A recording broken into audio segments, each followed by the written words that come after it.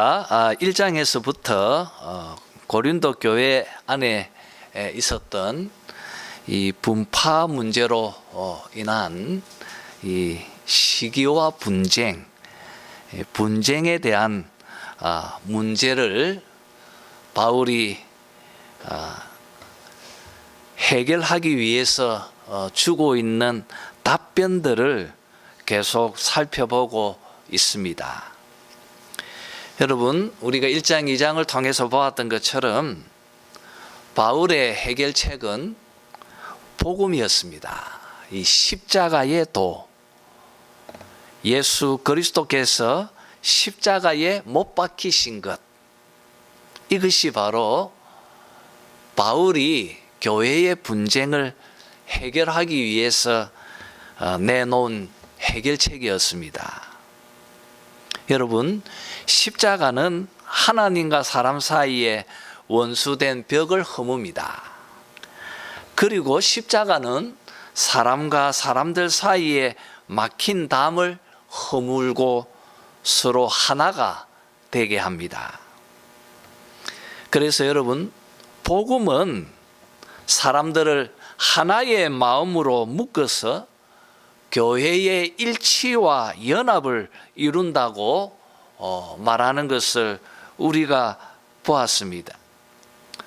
그리고 반대로 교회가 복음으로부터 멀어지면 교회는 분열되고 분쟁이 일어나게 된다는 것을 또 우리가 나누었습니다. 이렇게 여러분, 바울이 고린도 교회의 분쟁 문제를 이제 3장에서도 계속해서 다룹니다. 여러분, 3절, 4절 한번 읽어볼까요? 3장 3절 4절입니다. 시작. 어떤 이는 말하되 나는 맞는데 4절을 읽었네. 죄송합니다. 고린도전서 3장 3절 4절을 읽겠습니다. 시작. 너희는 아직도 육신에 속한 자로다. 너희 가운데 시기와 분쟁이 있으니 어찌 육신에 속하여 사람을 따라 행함이 아니리요. 어떤 이는 말하되 나는 바울에게라 하고 다른 이는 나는 아볼로에게라 하니 너희가 육의 사람이 아니리요. 여러분, 이 말은 우리가 이미 1장 11절 12절에서 나누었던 말씀에 대한 반복입니다. 나는 바울이 더 좋다. 또 어떤 사람은 나는 아볼로가 더 좋다. 이렇게 시작되어진 말들이 서로를 향하여 담을 쌓게 하고 서로 시기하게 했고, 결국 그런 감정들이 결국 분쟁을 일으켰던 것을 우리가 보았습니다. 결국 이 설교자들, 교회에 설교했던 설교자들, 이 사람을 자랑하는 말, 이 말로부터 이 분쟁이 시작되어졌던 것을 우리가 보았습니다. 그래서 바울은 계속 반복하면서 주는 교훈이 있습니다. 우리 한번 1장 31절을 읽어볼까요? 1장 31절입니다. 시작. 기록된 바 자랑하는 자는 주 안에서 자랑하라 함과 같게 하려 함이라. 주 안에서 자랑하라. 주 안에서 자랑하라. 그리고 3장 21절을 읽어봅시다. 3장 21절입니다. 시작. 그런즉 누구든지 사람을 자랑하지 말라. 만물이 다 너희 것임이라. 사람을 자랑하지 말라. 주 안에서 자랑하라. 사람을 자랑하지 말라. 아주 단호하게 바울은 권면하고 있습니다.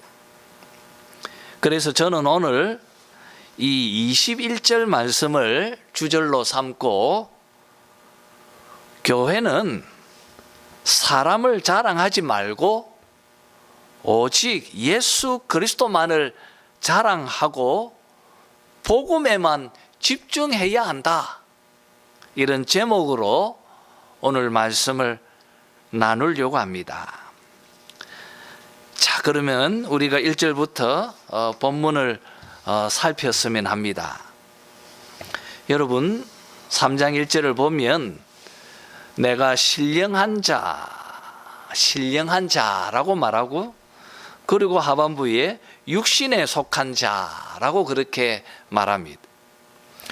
우리가 이미 2장에서 나누었던 것처럼 신령한 자는 예수를 믿어서 성령으로 다시 태어난 자들, 영에 속한 자들, 이렇게 정의할 수 있을 것입니다. 반대로 육에 속한 자들은 2장의 표현처럼 아직 예수를 믿지 않는 자들, 세상에 속해 있는 자들, 그렇게 말할 수 있습니다. 그런데 여러분, 여기서 바울은 고린도 성도들을 예수 믿지 않는 자, 이 육에 속한 자라고 완전히 정의하지는 않습니다. 오히려 바울은 너희들은 육에 속한 자처럼 행동하고 있다고 설명하며 부언하고 있습니다. 이 말은 너희는 육에 속한 자는 아니지만 마치 갓 태어난 갓난아기들처럼 꼭 그렇게 행동하고 있다고 그렇게 말하고 있습니다. 우리는 여기서 바울이 고린도 성도들을 그들의 행동에 근거해서 너희들이 구원을 받았다, 구원을 받지 못했다고 함부로 평가하지 않고 있다는 것에 유념해야 할 것입니다. 오히려 그 부족함에 대한 성급한 판단을 유보하고 너그럽게 그들이 아이에서 성인으로 성장하고 자라게 될 것에 대한 하나님의 이 성실하심에 기대를 걸고 소망을 품고 있으면서 오늘 이 표현을 쓰고 있다는 것을 우리가 배워야 하는 것입니다. 제가 이렇게 장황하게 설명하는 이유는 우리들 가운데 너무나 쉽게 저 사람은 구원받았다, 저 사람은 구원받지 못했다, 이렇게 함부로 판단하고 정죄하고 또 그러는 모습들을 우리가 너무나 흔하게 보기 때문입니다. 심지어 중생 받았나 못 받았나 이걸 가지고 함부로 논하고 말하는 것을 우리 주변에 보기 때문입니다. 우리는 그래서는 안 됩니다. 바울은 그러지 않았습니다. 오히려 그들이 성장하지 못하는 것에 대해서 안타까워하면서 3절에 있는 표현처럼 너희는 아직도 육신에 속한 자로다, 그렇게 표현합니다. 왜냐하면 너희가 아이와 같기 때문이다. 그래서 바울은 2절의 표현처럼 너희가 아이 같아서 내가 젖으로 먹이고 밥으로 아니하였다고 지금 말합니다. 바울이 왜 이렇게 말합니까? 그 이유가 바로 3절, 4절에 표현되어지고 있는 이 교회의 시기와 분쟁 때문임이었습니다. 여러분, 이들이 바울을 자랑하고 아볼로를 자랑하고 또 게바를 자랑하면서 설교자들, 그 교회에서 설교했던 설교자들을 중심으로 사람을 자랑하고 있었기 때문입니다. 여러분, 바울이 고린도 이 지역에 첫걸음을 딛고 1년 6개월을 그곳에 머물면서 복음을 전하고 교회를 세웠습니다. 그리고 바울은 그곳을 떠나서 지금 에페소에 그곳에서 이 고린도 전서를 작성했습니다. 바울이 여러분, 고린도를 떠나서 이 편지를 쓸 때까지 시간이 약 한 5년에서 6년이 흘렀습니다. 그러는 동안에 고린도 교회에는 바울이 설교했고 이어서 아볼로가 설교했고 그리고 게바가 설교를 했습니다. 그러면서 성도들 사이에서 이런 말들이 돌기 시작합니다. 나는 바울의 설교가 좋았어. 바울이 더 좋아. 또 아니야. 나는 아볼로가 좋아. 아볼로의 설교가 나는 훨씬 더 좋았다.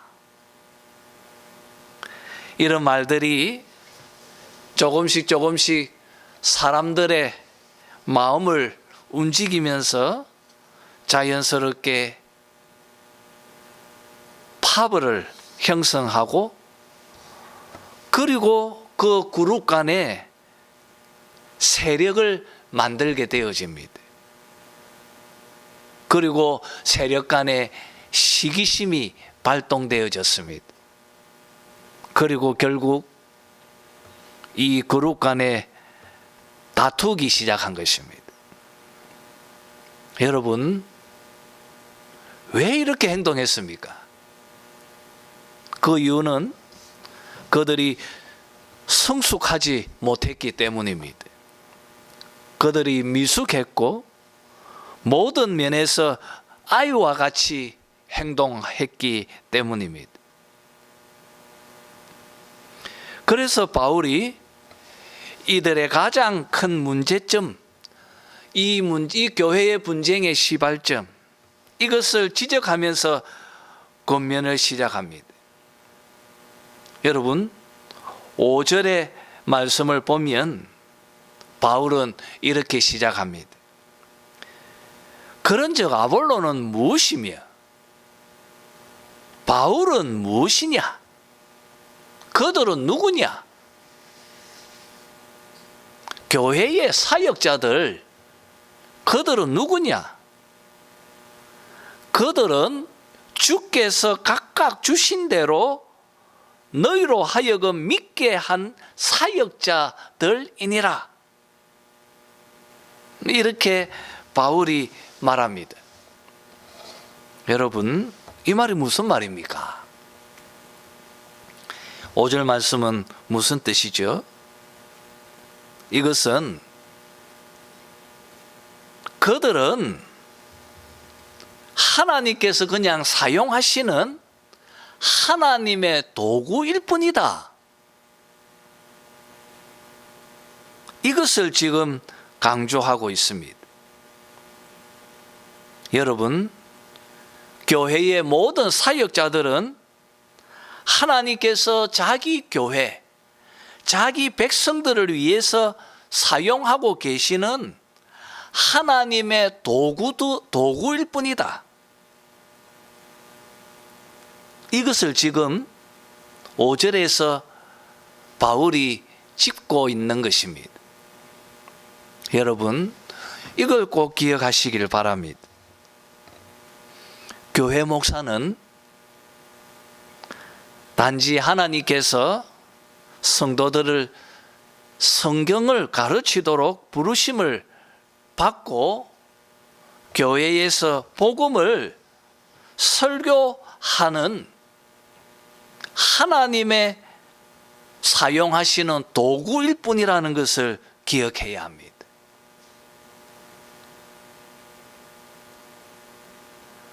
그런데 갈수록 우리 한국 교회는 목사를 천주교의 사제처럼 그렇게 자꾸 생각합니다. 그러면서 점점 교회는 깊은 병에 빠져드는 안타까운 모습을 자주 보게 되어집니다. 여러분, 목사는 하나님과 여러분 사이에 중재하는 사제가 아닙니다. 단지 하나님의 그분께서 사용하시는 도구일 뿐입니다. 하나님께서 사용하시는 도구라고 하면 설교자나 사역자들 그리고 목사를 자랑할 이유가 없는 것입니다. 도구보다는 그 도구를 사용하시는 하나님, 그리고 우리 주 예수 그리스도, 그분이 더 돋보여야 하지 않겠습니까? 그렇지 않습니까? 그런데 왜 너희들은 그들을 자랑하느냐? 그래서 바울이 21절에서 누구든지 사람을 자랑하지 말라 강조하고 있는 것입니다. 사람을 자랑하지 말라. 바울이나 아볼로나 게바나 그 어떤 사람도 교회에서 돋보이고 주목받아서는 안 된다. 여러분, 그들이 강단에 서서 설교할 때 지난주에 나누었던 말씀처럼 이 2장 2절 말씀처럼 오직 예수 그리스도 그리고 그가 십자가에 못 박힌 것 외에는 자랑할 것이 없다. 모든 청중들은 오직 하나님과 예수 그리스도 그분에게만 집중되어야 한다. 그 그리스도를 전하는 설교자는 그냥 하나님께서 교회를 세우기 위해서 사용하시는 도구일 뿐이다. 그러니 1장 31절 말씀처럼 자랑하는 자는 주 안에서 자랑하라 당부하고 있는 것입니다. 이렇게 사역자들은 하나님께서 사용하시는 도구라고 하는 것을 마치 아이에게 비유로 자세히 설명하기 위해서 말을 하는 것처럼 바울은 여기서 두 가지 비유를 들어서 교회를 사역자를 통하여 세워가시는 하나님의 역사를 설명하고 있습니다. 첫 번째는 5절에서 9절까지 소개되고 있는 농사 짓는 일입니다. 그리고 두 번째는 10절에서 15절까지 소개되고 있는 집을 짓는 일입니다. 여러분, 첫 번째 이 농사 짓는 일을 봅시다. 6절에서 바울은 상세하게 설명합니다. 나는 심었고 아볼로는 물을 주었으되 심은 자가 큽니까? 물을 준 자가 더 큽니까? 여러분 어떻습니까? 이 질문에 바울은 반문합니다. 7절입니다. 심은 이나 물 주는 이는 아무것도 아니다. 심은 이나 물 주는 이는 아무것도 아니로되, 아무것도 아니다 말하면서 자라게 하시는 분은 하나님 뿐이시다 말하고 있습니다. 여러분 무슨 말입니까? 이 모든 것을 행하시는 분은 하나님이시고, 그가 정말 참 농부이시고, 그가 중심이시고, 그가 정말 중요한 분이시다. 이것을 강조합니다. 그러면서 바울은 8절에서 심는 이나 물 주는 이는 한 가지다. 심는 이나 물 주는 이나 다 한 가지다. 이건 무슨 말이죠? 그들은 그냥 하나님 손에 쓰임받는 도구일 뿐이다. 하나님 손에 쓰임받는 도구라고 하는 점에서 그들은 동일한 것이다. 그리고 훗날 그들은 각자 일한 대로 종이 주인에게 결산을 받듯 하나님으로부터 각자 상을 받을 것이라고 바울은 말합니다. 그런데 왜 너희들은 바울이 더 좋다, 아볼로가 더 좋다, 왜 이렇게 사람을 자랑하느냐? 지금 바울이 비유로 교회를 책망하고 있습니다. 그리고서 바울은 9절의 말씀처럼 우리는 하나님의 동력자들이다. 우리 사람들은 다 하나님의 동력자들 뿐이다. 너희는 그들이 일하는 하나님의 밭이고 하나님의 집이니라. 교회가 바로 하나님의 집이다. 그들은 하나님 손에 붙잡혀서 쓰임받는 도구일 뿐이다. 그러면서 두 번째로 바울은 집을 짓는 일을 비유로 설명합니다. 똑같습니다. 농사 짓는 것과 동일합니다. 10절 말씀처럼 바울은 지혜로운 건축자 같이 자기는 틀을 닦았고, 그리고 이어서 다른 사역자들이 아볼로 같은 자들, 이들이 자기가 닦아놓은 예수 그리스도의 터 위에 건물을 세우고 있다고 말하고 있습니다. 그러면서 여러분, 건물을 세우는 사역자들에게 추가로 한 가지 명령을 주고 있습니다. 그것이 10절 하반절에 있는 표현입니다. 그러나 각각 어떻게 그 위에 세울까를 조심할지니라. 여러분, 자기는 틀을 닦았고, 그리고 아볼로나 게바나 이어서 교회에서 설교했던 자들, 그들이 집을 건축하고 있는데 그들이 어떻게 그 위에 집을 세울까를 조심해야 한다 말합니다. 그러면서 12절 말씀처럼 집을 지우는 자들은 그들 나름으로 각자 자신만의 재료를 사용해서 집을 건축하고 있다고 말하고 있습니다. 어떤 이는 금으로 짓고, 또 어떤 이는 은으로 짓고, 또 어떤 이는 보석으로 짓고 있다. 그리고 어떤 사람은 나무로 짓고, 또 어떤 사람은 풀이나 짚으로 이 건물을 짓고 있다고 말합니다. 그런데 여러분, 이 집의 재료는 하나님만 알고 계신다고 말합니다.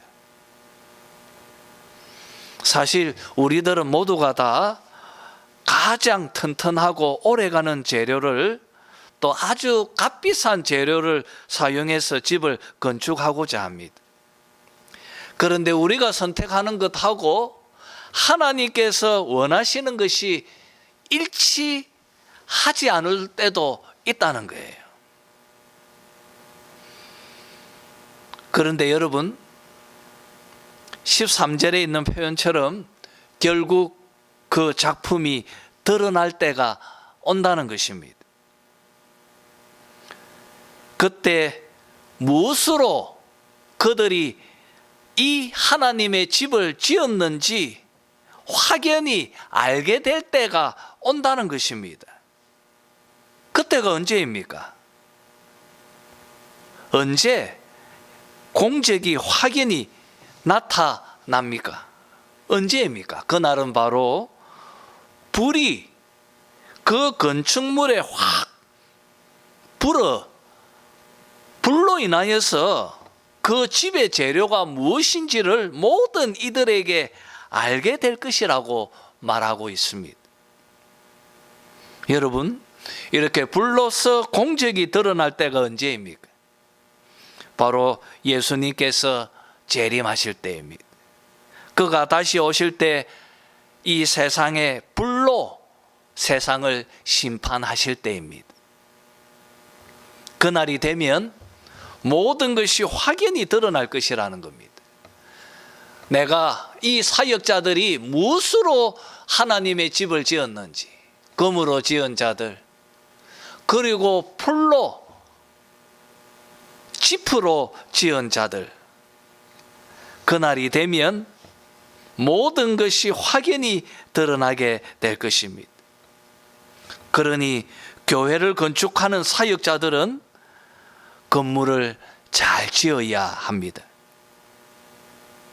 만약 설교자가 성도들이 하나님과 예수 그리스도를 집중하지 않고 오히려 설교자에게만 집중하게 만들고 설교자를 스스로가 자랑하고 성도들도 자랑하게 만든다면, 그래서 교회 속에 분파를 형성하고 분쟁이 일어나도록 만든다면, 결국 그런 자들은 지프로 교회를 건축한 것과 동일하다는 것입니다. 이렇게 해서는 안 된다.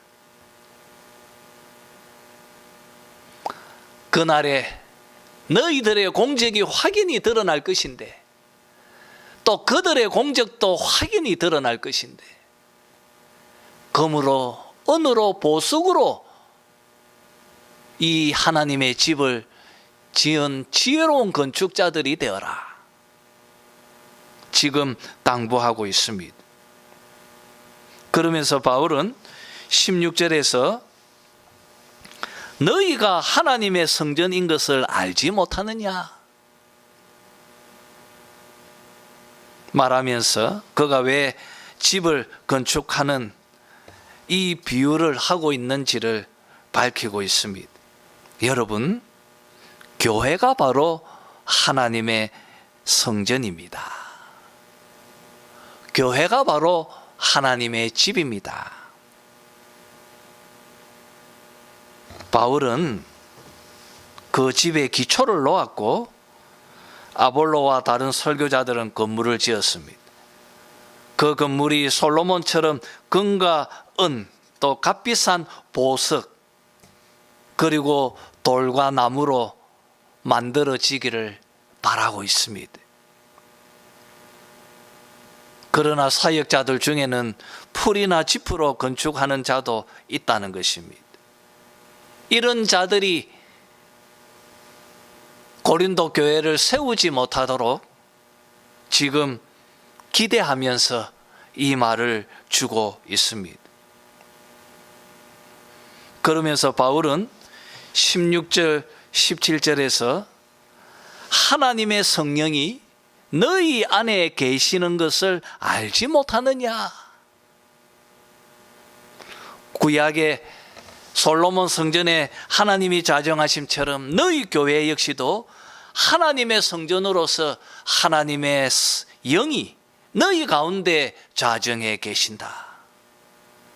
너희가 바로 하나님의 성전이고 너희 가운데 성령께서 계시니 17절 말씀처럼 누구든지 하나님의 성전을 더럽히면 하나님이 그 사람을 멸하시리라. 하나님의 성전은 거룩하니 너희도 거룩할지니라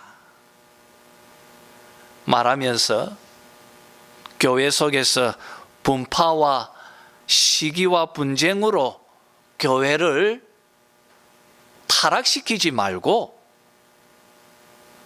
또 사역자들을 자랑하고 사람을 자랑하면서 하나님의 전을 어지럽히지 말아라. 교회를 성령의 전으로 합당하게 거룩히 세워가라. 지금 당부하고 있습니다. 여러분, 결국 이 교회를 어지럽히게 되어진 시발점이 되어졌던 이 사람을 자랑하는 문제, 이것을 한 번 더 언급하면서 바울은 21절 말씀처럼, 오늘 우리의 주절이죠, 누구든지 사람을 자랑하지 말라. 사람을 자랑하지 말라 명령하고 있습니다. 여러분, 자랑하지 말라. 18절 말씀처럼 자랑하는 것은 자신을 속이는 것이고 어리석은 행동이다. 너희가 지혜로운 자처럼 자기를 과시하고 자랑하면 하나님께서 모든 것을 헛된 것으로 만들어 버릴 것이다. 그러니 너희들은 사람을 자랑하지 말라. 20절 말씀까지 이렇게 당부를 하고 있습니다. 여러분, 설교를 들을 때 설교자를 보시면 안 됩니다. 설교 안에 담겨진 복음을 보아야 하고 우리 주 예수 그리스도를 보아야 하는 것입니다. 바울은 이렇게 21절에서 사람을 자랑하지 말라고 명령한 후에 보다 더 나은 관점을 제시합니다. 사람을 자랑하지 말고 무엇을 해야 합니까? 바울은 이렇게 말합니다. 만물이 다 너희의 것임이니라. 만물이 다 너희의 것임이니라. 21절 하반부에 말하고 있습니다. 그렇게 말하면서 22절에서 이렇게 말합니다. 바울이나 아볼로나 게바나 세계나 생명이나 사망이나 지금 것이나 장래 것이나 다 너희의 것이요. 그렇게 말하고 있습니다. 여러분, 지금 바울이 말하는 요점이 뭡니까? 만물이 다 너희의 것이다. 바울이나 아볼로나 게바나 세계나 생명이나 사망이나 지금 것이나 장래 것이나 다 너희의 것이다. 지금 뭘 말하려고 하는 것이죠? 여러분, 고린도에 사도 바울을 보내신 분은 하나님이십니다. 아볼로를 보내신 분도 하나님이십니다. 게바를 보내신 분도 하나님이십니다. 그러면 여러분, 하나님이 왜 고린도 교회에 이런 사역자들을 파송하셨겠습니까? 왜 하나님은 바울만 파송하지 않으시고 왜 이들 여러 사람들을 보내셨습니까? 그것은 하나님께서 이 여러 사람들을 보내시기를 원하셨기 때문이라는 것입니다. 하나님께서 너희를 위해서 하나님이 원하시는 대로 바울을 보냈고 아볼로를 보냈고 게바를 보냈는데 왜 너희들은 한 사람만 제안해서 바울만 자랑하고 아볼로만 자랑하고 왜 이 사람은 저 사람보다 더 낫다고 판단하고 자랑하느냐? 하나님께서 이 모두를 너희들에게 보내셨다면 이 모두는 다 너희의 것이다. 이 모두가 다 하나님이 너희들에게 주신 너희들의 것이다. 그러니 이들 중 한 사람만 선택해서 멈추고 이 한 사람만을 자랑하는 것도 멈추어라. 오히려 그 모두를 너희들에게 주신 그 하나님께 감사하라. 하나님께서 너희들에게 주신 것이다. 너희에게 필요해서 주신 것이지 않겠느냐? 다 너희들의 것이다. 그러니 이들을 주신 하나님께 감사하라. 그러면서 바울은 이야기를 좀 더 확장합니다. 너희들이 살아가는 동안 너희들 길에 인생의 길 위에 두신 그 무엇이든지 간에 그 모든 것들도 다 너희들의 것이다. 생명이나 사망이나 지금 것이나 장래 것이나 무덤에서 요람에서 무덤까지 너희들의 인생길 위에 놓여져 있는 모든 것들은 다 너희들의 것이다. 하나님께서 주신 것이다. 그렇지 않느냐? 하나님이 너희들에게 주신 것이고 그것은 다 너희들의 것이다. 그러면서 바울은 23절에서 마지막으로 너희는 그리스도의 것이요 그리스도는 하나님의 것이니라. 그렇게 말을 끝맺습니다. 여러분, 우리들은 다 그리스도께서 자기의 보배로운 피로 값주고 우리를 자기 것으로 만드신 우리는 다 그리스도의 소유입니다. 우리는 다 그의 종이고 그의 것입니다. 그리고 그리스도는 하나님의 것입니다.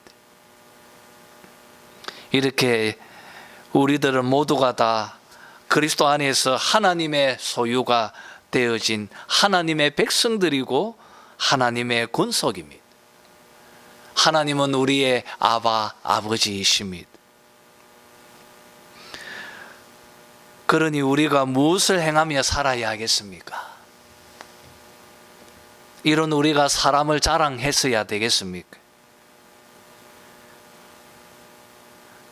그럴 수 없다. 오히려 하나님께서 우리들에게 풍성하게 주셨고 제한 없이 넘치도록 주셨고 하나님께서 우리에게 주신 선물을 오히려 우리는 향유하고 누리면서 기뻐하고 하나님께 감사해야 하지 않겠느냐? 그러지 않느냐? 지금 그 말을 하고 있는 것입니다. 오히려 너희들이 하나님께 집중한다면 감사하고 기뻐해야지.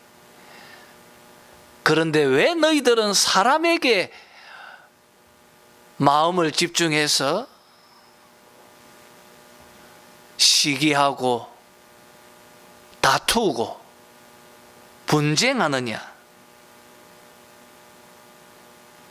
너희들이 이렇게 육으로 행동하는 모든 것들을 멈추고 오직 하나님과 예수 그리스도 그분에게 집중하라. 지금 바울이 말하면서 오늘 말씀을 주고 있습니다. 여러분들이 항상 여러분의 시선이 바울의 말처럼 사람에게 고정되지 마시고 하나님께 집중되는 그런 복된 성도들이 되시기를 주님의 이름으로 축원합니다.